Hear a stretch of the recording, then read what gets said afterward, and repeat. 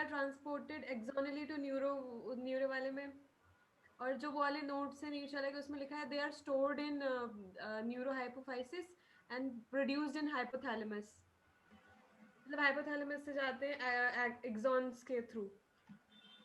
हाँ, हाइपोथैलेमस से जो एक्सॉन का बंडल उसको इंटरनली कनेक्ट कर रहा है पोस्टीरियर पिट्यूटरी से, ठीक है, उसके थ्रू वो पिट्यूटरी में जाते हैं।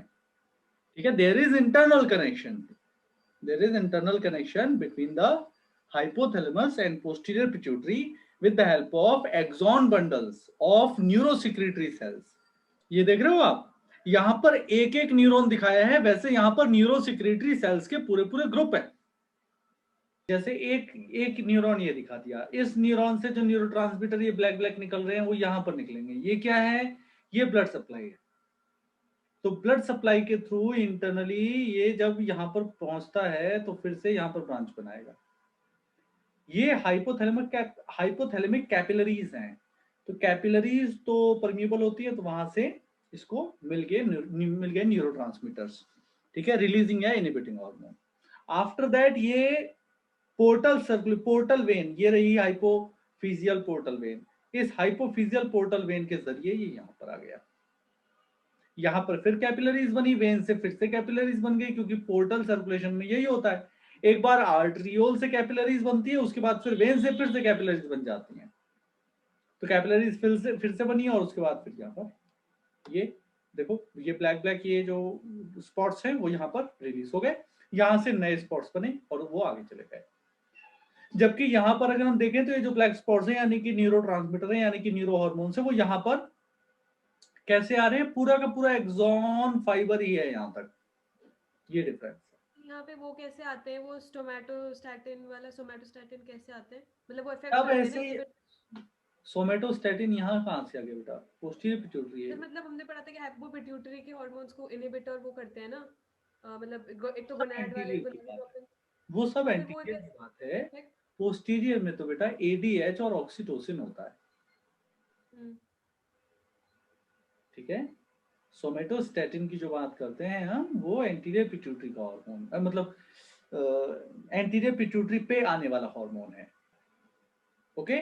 सर मैं ये पूछूं कि जैसे वो हमने ये पढ़ा था ना हाइपोथैलेमस में कि वो उन्हें वो करते हैं, कंट्रोल करते हैं पिट्यूटरी को। हम्म लाइक पोस्टीरियर को तो न्यूरल वो करता है,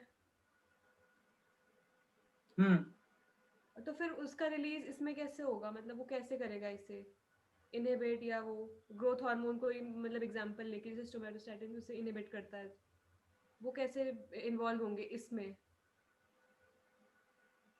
एक मिनट, आपको ये वाला पॉइंट क्लियर हो गया? ये वाला जो यस। पोस्टीरियर वाला था ये क्लियर हो गया? Yes sir. तो आपका क्वेश्चन है कि जो इनहिबिटिंग हार्मोन होते हैं वो कैसे रेगुलेट करते हैं, ठीक है। ओके, यही है क्वेश्चन। Yes sir. तो मेरा उससे पहले क्वेश्चन ये है कि जो रिलीजिंग हार्मोन होते हैं वो कैसे रेगुलेट करते हैं, बताएं। तो मतलब दोनों ही पूछ रही हूँ मैं।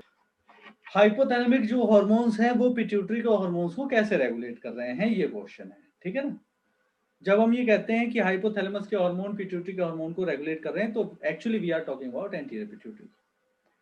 और हाइपोथैलेमस से ये जो न्यूरोट्रांसमीटर निकल रहे हैं, ये हाइपोथैलेमस में प्रेजेंट कैपिलरीज के थ्रू, वेन्स के थ्रू, पोर्टल सर्कुलेशन के थ्रू फिर यहां पर आ जाते हैं, ठीक है। यहां पर आने के बाद जो पिट्यूटरी की सेल्स हैं, पिट्यूटरी की ग्लैंडुलर सेल्स हैं, पिट्यूसाइट्स जिसको बोलते हैं, पिट्यूटरी की ग्लैंडुलर सेल्स को सिग्नल करते हैं, ठीक है। और उसके बाद पिट्यूटरी की ग्लैंडुलर सेल से कोई चीज निकलनी शुरू होती है, या अगर निकल रही है तो बंद हो जाती है, ठीक है। The cellular signalling is via via the releasing और inhibiting hormone of hypothalamus which are coming with the help of portal circulation, okay। और क्योंकि यहां पर दोबारा से कैपिलरी बन गई, वो टिश्यू फ्लूइड में आ जाएंगे, टिश्यू फ्लूइड में आके फिर वो पिट्यूटरी ग्लैंड की जो सेल्स हैं एक्चुअल, उनको वो रेगुलेट करेंगे सेल सिग्नलिंग से। तो कोई चीज का रिलीज या किसी चीज का रिलीज अगर हो रहा है तो उसका इनहिबिशन वो कॉज करते हैं। Yes sir. तो हमने पढ़ लिया अब तक hypothalamus, pituitary, pancreas, adrenal, pineal, testis और फिर ओवरी, ठीक है, ओवरी पढ़ रहे हैं हम लोग। Females have a pair of ovaries located in the abdomen.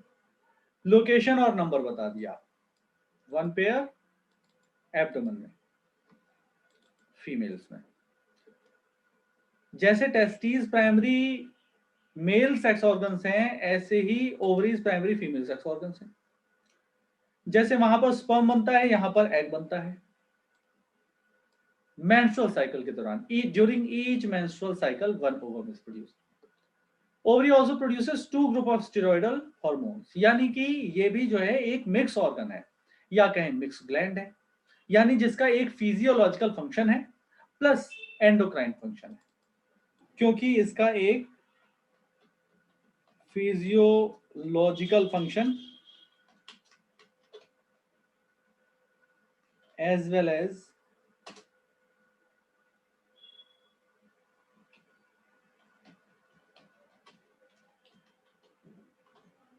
Glandular activity, physiological function as well as glandular activity है। क्या है glandular activity? 2 groups of steroidal hormones. Steroid hormones, इससे पहले कौन सा पढ़ा? टेस्टोस्टेरोन। उससे पहले कौन सा पढ़ा हमने? ग्लूकोकॉर्टिकॉइड, मिनरलोकॉर्टिकॉइड, सेक्स कॉर्टिकॉइड, ये सारे स्टेरॉइडल। और टायरोसिन का डेरिवेटिव कौन सा पढ़ा है हमने? Thyroxine, T4, and triiodothyronine, T3। यहाँ एस्ट्रोजन और प्रोजेस्टेरॉन है। ओवरी इज कंपोज्ड ऑफ, अब इसके स्ट्रक्चर की बात कर दी। स्ट्रक्चर में क्या है? Ovarian follicle and stromal tissues. Stromal tissues मतलब ओवेरियन फॉलिकल वो सेल्स हैं जो कि एक्चुअली ग्रो करती हैं एक्सेसरी सेल्स प्लस ओवम में, और बाकी स्ट्रोमल टिश्यू है supporting. The estrogen is synthesized and secreted mainly by the growing ovarian follicles.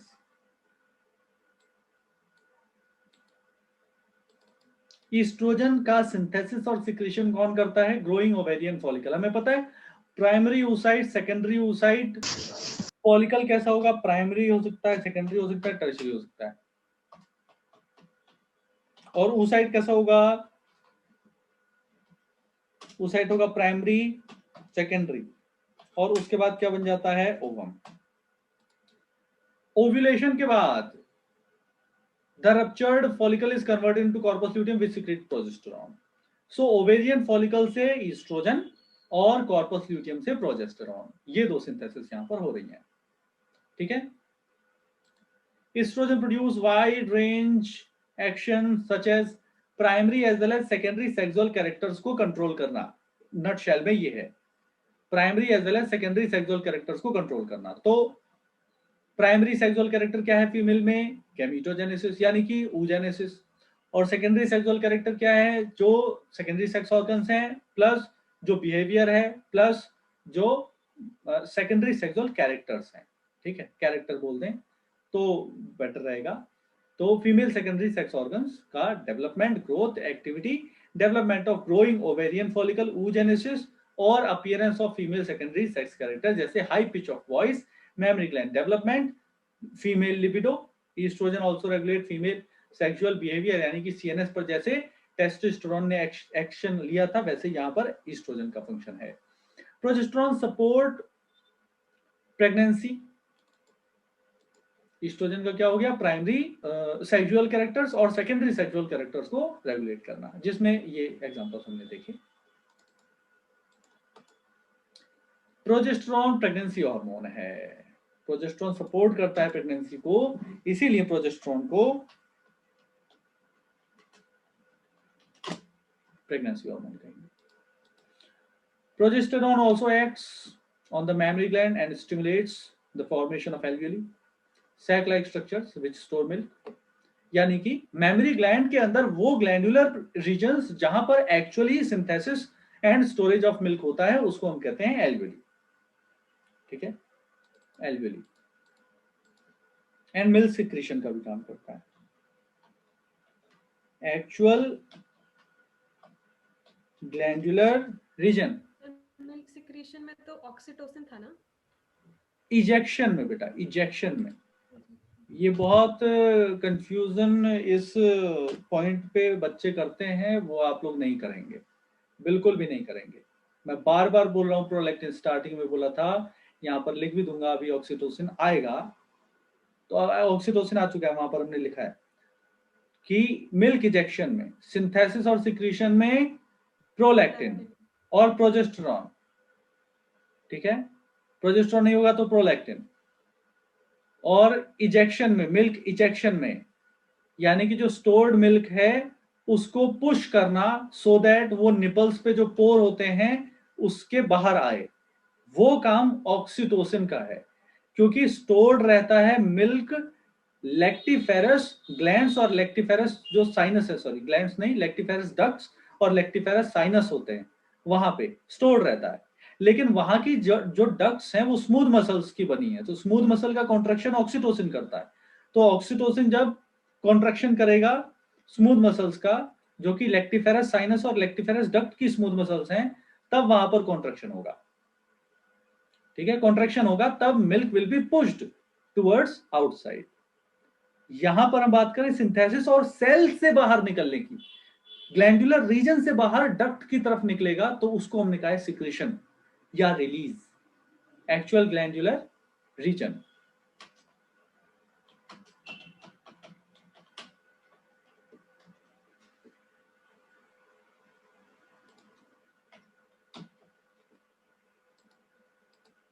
sac like structure which store milk and milk secretion। तो ओवरी में क्या, female में one pair abdominal primary sex organ जो produce करते हैं one ovum per menstrual cycle, oestrogen progesterone release करते हैं, ovarian follicle और स्ट्रोमल टिश्यू के बने होते हैं। ये जो ओवेरियन फॉलिकल है, ग्रोइन ओवेरियन फॉलिकल की थिका इंटरना से और स्पेसिफिक थोड़ा सा होकर, और थोड़ा सा स्पेसिफिक होकर,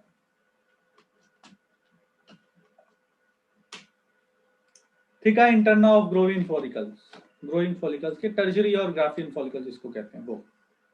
तो ईस्ट्रोजन का हो गया, प्रोजेस्टेरोन का हो गया। अब हम बात करें हार्मोन्स ऑफ हार्ट किडनी जीए का। अब हम टिश्यूज की बात करेंगे।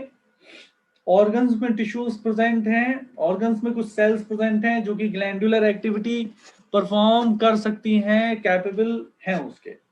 तो वो कौन कौन से हैं, हम बात कर रहे हैं एएनएफ की, एट्रियल नाइट्रियूरेटिक फैक्टर। ये कहां से निकलता है, ये एट्रियल वॉल से निकलता है।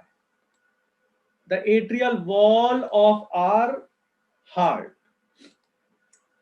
Secretes a very important peptide hormone, कहीं पर भी फैक्टर है तो वो पेप्टाइड हार्मोन ही है। ये क्या करता है, डिक्रीजेस ब्लड प्रेशर। लेकिन पता कैसे चला, पता कैसे चला कि ये निकलना है, when the blood pressure is increased ANF is secreted, ठीक है। स्टिमुलेशन, इसको ये भी कह सकते हैं, it is the stimulus for the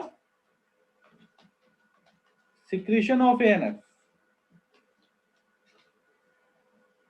secretion के लिए स्टिमुलस क्या है, इंक्रीज्ड बीपी, और तब निकलेगा एएनएफ। क्या करेगा, dilation of blood vessel, blood vessel का डायलेशन करता है, इससे ब्लड प्रेशर रिड्यूस हो जाता है।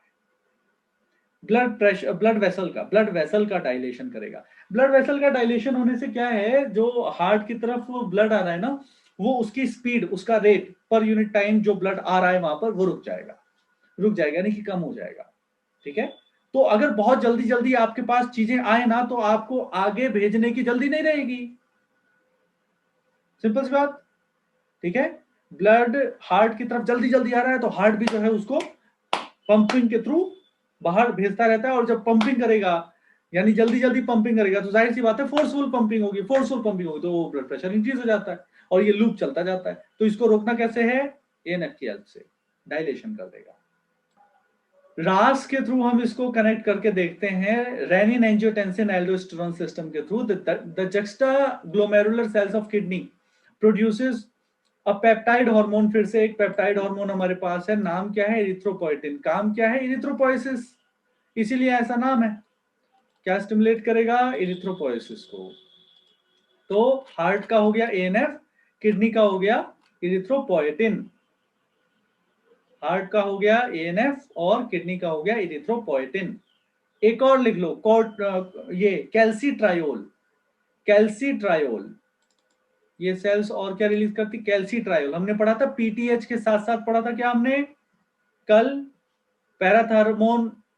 पैराथॉर्मोन जो है वो कॉर्टिसोल रिलीज करता है जिससे intestinal absorption of calcium ion बढ़ता है, वो क्या था, कैल्सिट्रायोल। Endocrine cells present in different parts of the GI tract secrete four major peptide hormones, namely gastrin, secretin, CCK, GIP। यहां पर भी इसको एक एक लाइन में बताया गया है कि gastrin act on gastric gland and stimulate the secretion of hydrochloric acid and pepsinogen. ये भी ध्यान रखें, गैस्ट्रिन ऐसा हार्मोन है जो स्टमक से निकलकर स्टमक पर ही एक्ट करता है।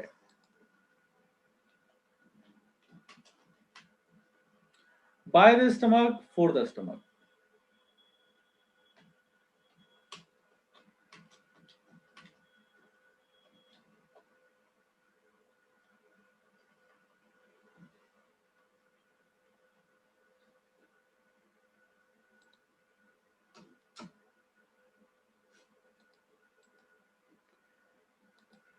ठीक है, अब ये बोलने वाली बात है कि secretion of hydrochloric acid and pepsinogen को बढ़ाता है। भाई गैस्ट्रिक ग्लैंड पर एक्ट करेगा तो गैस्ट्रिक ग्लैंड से जो भी सिक्रीट होने वाली चीज होगी वो सब बढ़ेगी।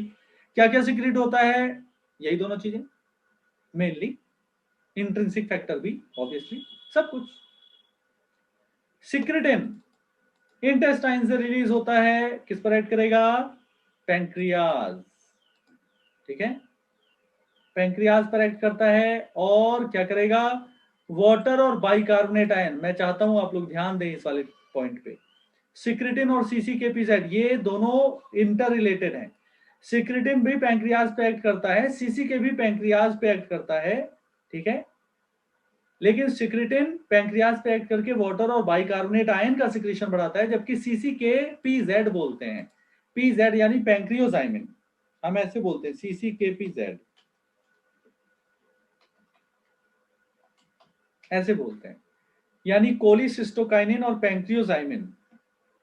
ठीक है, सिस्टोकाइनिन मतलब कि सिस्टिक डक्ट से मूवमेंट करवाना, किसका, कोली, कोली मतलब कोलिक एसिड, कोलिक एसिड मतलब बाइल, तो बाइल का सिक्रीशन करवाना गॉल ब्लैडर से। ठीक है, और पीजेड मतलब पैंक्रियोजाइमिन, पैंक्रियोजाइमिन पैंक्रियाज से एंजाइम, तो पैंक्रियाज से एंजाइम कौन सिक्रीट करवाएगा, सीसीके। Pancreas and gallbladder stimulate the secretion of pancreatic enzyme and bile juice respectively. अब हम बात करें जीआईपी की। जीआईपी इनहिबिट्स गैस्ट्रिक सिक्रीशन, नाम ही है क्या, gastric inhibitory peptide, gastric secretion and motility को रोकेगा। बाकी बहुत सारे नॉन एंडोक्राइन टिश्यूज जो होते हैं अलग अलग डिफरेंट ऑर्गन्स में, वो ग्रोथ फैक्टर रिलीज करवाते हैं, जैसे पीडीजीएफ, प्लेटलेट डेराइव्ड ग्रोथ फैक्टर। तो मेरे दो क्वेश्चन है, एक तो मोटिलिटी का मतलब मूवमेंट, अच्छा, और एक आर वाला होता है मरना। यस। ठीक है, और एक ये अजीब सा है सर, वो जो बॉर्नविटा में डीएचए होता है वो क्या होता है, तो हेक्सेनोइक एसिड है ये, ओमेगा 3 है। मैकेनिज्म ऑफ हार्मोन एक्शन देखिए, hormone produce their effect on target tissues by binding to specific protein called hormone receptors. कहां होते हैं ये, केवल और केवल टारगेट टिश्यूज पर होंगे, यानी कि बात टेस्टोस्टेरोन की हो, कॉर्टिसोल की हो, या हो वो बात एल्डोस्टेरोन की। ठीक है, कोई भी हार्मोन रिलीज हो रहा है ब्लड में जाने के बाद डिफरेंट टिश्यूज में जाएगा, लेकिन वहां पर जाकर भी वहां पर कुछ एक्ट नहीं करेगा और वापस से ब्लड में ही आ जाएगा। अगर वो टारगेट टिश्यू नहीं हुआ तो अल्टीमेटली फंक्शन वही होगा जहां पर उसके रिसेप्टर्स हैं। ठीक है, पहली बात, यानी कि स्पेसिफिक होता है। कैसे होता है वो भी हमने पढ़ लिया, रिसेप्टर की वजह से।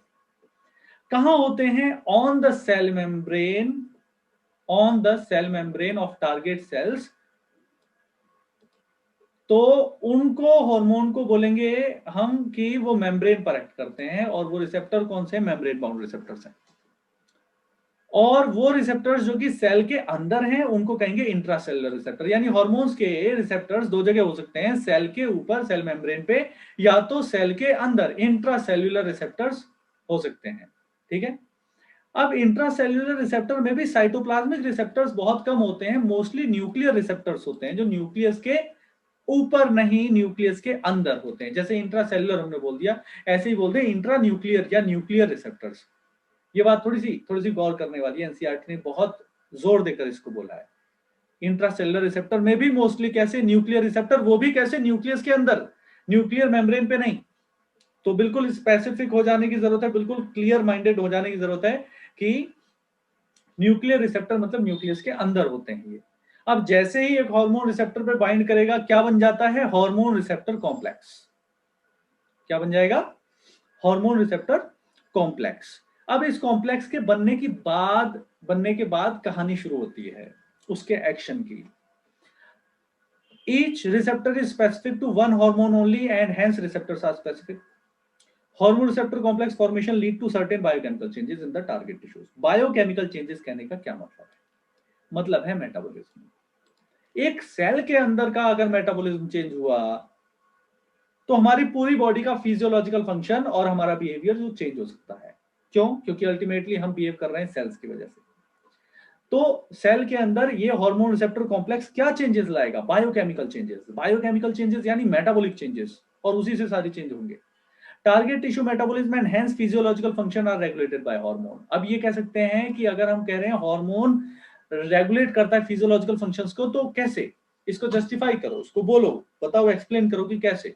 Because hormone receptor complex target किस पे करता है, बायोकेमिकल चेंजेस पर। और बायोकेमिकल चेंजेस होने का मतलब फिजियोलॉजिकल फंक्शन रेगुलेट हो जाना। ठीक है। On the basis of their chemical nature hormone कैसे हो सकते हैं, पेप्टाइड, पॉलीपेप्टाइड और प्रोटीनेशियस। जैसे insulin, glucagon, pituitary hormone, hypothalamic hormone. सीधे सीधे बोल दिया। पिट्यूटरी हार्मोन की बात करें तो एंटीरियर पिट्यूटरी के जो हार्मोन्स है ना बेटा, उसमें एसीटीएच छोड़ के बाकी सारे प्रोटीन हैं, यानी FSH, LH, TSH, GH, PRL. Steroids में बात करें तो cortisol, testosterone, estradiol, progesterone, aldosterone भी आ जाएगा, ईस्ट्रोजन, ईस्ट्राडायोल उसी का दूसरा फॉर्म है। आइडोथायरोडिन, थायराइड हार्मोन, जो कि किसके वो होते हैं, टायरोसिन के प्रिकर्सर्स होते हैं। और amino acid derivative epinephrine. Amino acid derivative ये भी है, आइडोथायरोडिन्स भी अमाइनो एसिड डेरिवेटिव हैं, लेकिन ये स्पेशली आइडोथायरोडिन्स है। ठीक है। Thyroxine and epinephrine both are amino acid derivatives, but iodothyronins are only thyroxines. Hormone which interact with membrane-bound receptors normally do not enter the target cell. Cell membrane पे जो bind करेगा, अब यहाँ पर बिल्कुल एक्टोमायोसिन वाला ही है कि एक बार में एक ही बनेगा, एक्टोमायोसिन बनेगा या तो मायोसिन एटीपी कॉम्प्लेक्स बनेगा। ऐसे यहाँ पर है कि जो हार्मोन सेल मेम्ब्रेन पर जिसके रिसेप्टर हैं वो सेल के अंदर एक्ट नहीं करेगा, और जो सेल के अंदर एक्ट कर गया, सेल के अंदर एंटर कर गया, जिसका एक्शन इंट्रासेल्युलर रिसेप्टर से बाइंड होकर है, वो सेल के ऊपर बाइंड नहीं करेगा। ठीक है। यानी एक हार्मोन के रिसेप्टर एक ही जगह होंगे, या तो सेल मेम्ब्रेन पर होंगे और या तो वो होंगे सेल के अंदर। ठीक है। जो सेल पर बाइंड होंगे, जो hormone receptor complex cell membrane पर बनेगा, वो केवल वो, ठीक है, जो हार्मोन रिसेप्टर कॉम्प्लेक्स केवल सेल मेम्ब्रेन पे बनेगा, यानी जिस हार्मोन के रिसेप्टर सेल मेम्ब्रेन पे होते हैं, वो क्या करता है, इट जनरेट्स सेकेंडरी मैसेंजर्स। कौन कौन, CAMP, IP3, CA। Indole 3 phosphate होता है, IP3 याद कर लो, कोई दिक्कत नहीं है। साइक्लिक AMP, कैंप बोलते हैं इसको, साइक्लिक AMP को कैंप बोलते हैं। ये इनोसिटोल ट्राइफॉस्फेट होता है, IP3 और कैल्शियम आयन, इनका जनरेशन होता है। ठीक है। जिससे क्या होता है, ये फर्दर कुछ चीज एक्टिवेट करेंगे, वो फिर फर्दर कुछ चीज एक्टिवेट करेंगे, वो फिर further set of enzymes activate करेंगे, और इस तरीके से इंटरडिपेंडेंट एक्टिवेशन रिएक्शन स्टार्ट हो जाएंगे, जिसको हम कहते हैं क्या, कास्केड रिएक्शन। तो कास्केड रिएक्शन स्टार्ट हो जाएगा तो ultimately set of enzymes activate होंगे, जिससे बायोकेमिकल चेंजेस आएंगे। तो जनरेशन ऑफ सेकेंडरी मैसेंजर के थ्रू जो एक्ट करे वो है कैसा, मेम्ब्रेन बाउंड रिसेप्टर से बाइंड होने वाला हार्मोन। ठीक है। क्योंकि ये अंदर नहीं आ रहे हैं, इसका मतलब ये अंदर आ नहीं सकते हैं, यानी कि ये लिपिड इंसॉल्युबल होते हैं। तो जो सेकेंडरी मैसेंजर जनरेट करते हैं, जिनका जो रिसेप्टर है सेल के ऊपर है, एक्चुअली ये हार्मोन कैसे होते हैं, लिपिड इंसॉल्युबल। Lipid insoluble. और स्टीरॉइड और आइडोथायरोनिन, मेनली स्टीरॉइड और आइडोथायरोनिन, ये होते हैं लिपिड सॉल्युबल। बाकी पेप्टाइड हो गया, प्रोटीन हो गया, पॉलीपेप्टाइड हार्मोन हो गया, अमाइनो एसिड डेरिवेटिव हो गए, ये सब के सब कैसे होंगे? Lipid insoluble. इनके मेम्ब्रेन रिसेप्टर्स होंगे। इंट्रासेलुलर रिसेप्टर किसके होंगे? स्टीरॉइडल हार्मोन और आइडोथायरोनिन्स के। मोस्टली रेगुलेट जीन एक्सप्रेशन और chromosome function by the interaction of hormone receptor complex with the genome, directly with the genome, genome से बाइंड करेंगे। Cumulative biochemical action result in physiological and developmental effects. ठीक है, अब ये जो changes इसमें होंगे वो कंबाइन होकर क्यूमुलेटिव बायोकेमिकल एक्शन, क्यूमुलेटिव यानी कि सारे मिलकर फिर फिजियोलॉजिकल और डेवलपमेंटल इफेक्ट्स को दिखाते हैं। यानी दो चीजें हो गई, एक तो हो गया मेम्ब्रेन पर कोई हार्मोन बाइंड हो गया, जैसे FSH, LH, ACTH, PRL, TSH, ठीक है, एड्रेनालिन, नॉरएड्रेनालिन, ये सब। तो ये रिसेप्टर कहां है? सेल मेम्ब्रेन के ऊपर है। और ओवेरियन सेल मेम्ब्रेन का एग्जांपल दिया है, रिस्पांस 1 आएगा। रिस्पांस 1 क्या है? Generation of secondary messenger like camp और कैल्शियम आयन। इसके बाद फिर रिस्पांस 2, 3, 4, 5, 6, 7, 8, 9, 10 जो भी है आता जाएगा और कास्केड रिएक्शन से बायोकेमिकल रिस्पॉन्सेज शो होंगे। तो हार्मोन रिसेप्टर कॉम्प्लेक्स में यहां देखो रिस्पांस 1, फिर CAMP और कैल्शियम आयन, उसके बाद फिर बायोकेमिकल रिस्पॉन्सेज, अल्टीमेटली जाकर फिर वहां पर ओवेरियन ग्रोथ होगी। और यहां पे फाइल चली गई सीधे ऑफिस में, यानी लिपिड सॉल्युबल जितने भी हार्मोन है वो यहां से गए साइटोप्लाज्म में, साइटोप्लाज्म से गए न्यूक्लियर मेम्ब्रेन को क्रॉस करते, क्योंकि न्यूक्लियर मेम्ब्रेन भी तो लिपिड ही है ना भाई, ठीक है, लिपिड नेचर की है। तो यहां पर ये भी क्रॉस कर लिया। और जो रिसेप्टर है इसका कहां पर है? न्यूक्लियस में, वहां पर हार्मोन रिसेप्टर कॉम्प्लेक्स बनता है। और उसके बाद जीनोम से ये इंटरेक्ट करते हैं, कुछ जीन्स का एक्सप्रेशन स्विच ऑन कर देते हैं और कुछ का ऑफ कर देते हैं, और इस तरीके से फिजियोलॉजिकल रिस्पॉन्सेस को रेगुलेट करते हैं। यहाँ पे एक एक्स्ट्रा पॉइंट मैं ऐड कर दूं कि जितने भी लिपिड सॉल्युबल वाले हॉर्मोन्स हैं, ठीक है, ये एक्शन थोड़ा सा लेट करते हैं, क्योंकि यहां पर आने के बाद इनको बहुत सारे न्यूक्लियर प्रोसेसेस करने पड़ेंगे। जीन एक्सप्रेशन को रेगुलेट करना होगा, डीएनए से ट्रांसक्रिप्शन होगा, ट्रांसक्रिप्शन से ट्रांसलेशन होगा, ट्रांसलेशन से पोस्ट ट्रांसलेशनल, और ट्रांसक्रिप्शन के बाद पोस्ट ट्रांसक्रिप्शनल मॉडिफिकेशंस होंगे। आफ्टर दैट फिर कुछ एंजाइमेटिक प्रोसेस यहाँ पर अफेक्टेड होगी, जबकि यहाँ पर हार्मोन रिसेप्टर कॉम्प्लेक्स जो कि सेल मेम्ब्रेन पे बन रहा है तुरंत इफेक्ट होता है। तो लिपिड सॉल्युबल वाले थोड़े से स्लो होते हैं, लेकिन डिले मतलब लॉन्गर रिस्पॉन्स दिखाते हैं। तो यहां पर ये क्लियर हो जाता है हमारा।